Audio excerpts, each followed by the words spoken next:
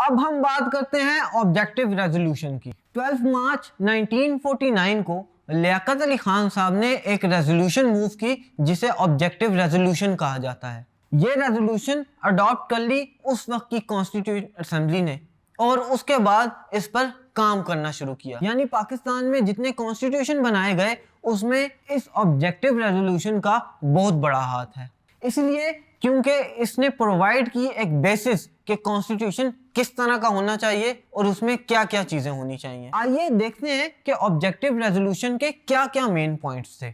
इसका सबसे पहला पॉइंट था सॉवरेनिटी, यानी खुदा के पास सारी ताकत है और उसने इंसान को नाइब बनाकर भेजा है इस दुनिया में ताकि वो अपनी पावर्स का अच्छे तरीके से इस्तेमाल कर सके, लेकिन तमाम तर पावर खुदा के हाथ में है। यह है सॉवरेनिटी का मतलब।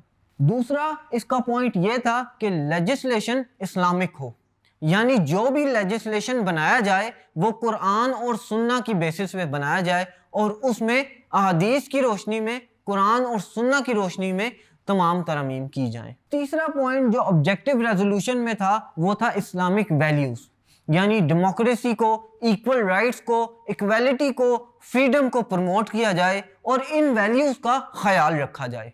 चौथा पॉइंट ऑब्जेक्टिव रेजोल्यूशन का यह था कि इस्लामिक वे ऑफ लाइफ हो, यानी जो भी लोग या जो मुसलमान पाकिस्तान में रहें वो अपनी जिंदगी इस्लामी तरीके से गुजारे। पांचवा इसका पॉइंट ये था कि फेडरल गवर्नमेंट हो, यानी पाकिस्तान में कॉन्स्टिट्यूशन जो होगा या पाकिस्तान के अंदर जो निज़ाम राइज होगा वो फेडरल गवर्नमेंट के अंदर आएगा। इसका 6th पॉइंट था फंडामेंटल राइट्स, यानी एक आम इंसान के जो आम हकूक हैं जिसमें आज़ादी राय है और बहुत से फंडामेंटल राइट्स हैं वो इंसान को दिए जाएंगे या वो पाकिस्तान में रहने वाले बाशिंदों को पूरी तरीके से दिए जाएंगे। इसका 7th पॉइंट था development of backward areas. Pakistan जब बना था तो इसमें जो बैकवर्ड एरियाज थे वो बहुत बैकवर्ड होते जा रहे थे, तो इस रेजोल्यूशन में ये लिखा गया था कि उन एरियाज की डेवलपमेंट भी की जाएगी। इसका 8th पॉइंट था प्रोटेक्शन ऑफ माइनॉरिटीज। पाकिस्तान में सिर्फ मुसलमान नहीं रहते, मुस्लिम, हिंदूज और क्रिश्चियंस भी और भी बहुत सी कम्युनिटीज पाकिस्तान में रहती हैं। ऑब्जेक्टिव रेजोल्यूशन के मुताबिक इन माइनॉरिटीज को इनके हकूक दिए जाएंगे और स्टेट इनकी प्रोटेक्शन भी करेगी। इंडिपेंडेंस ऑफ जुडिशरी इसका 9th पॉइंट था, यानी जुडिशरी या अदलिया किसी भी इन्फ्लुएंस से आज़ाद होगी और इंडिपेंडेंटली काम करेगी।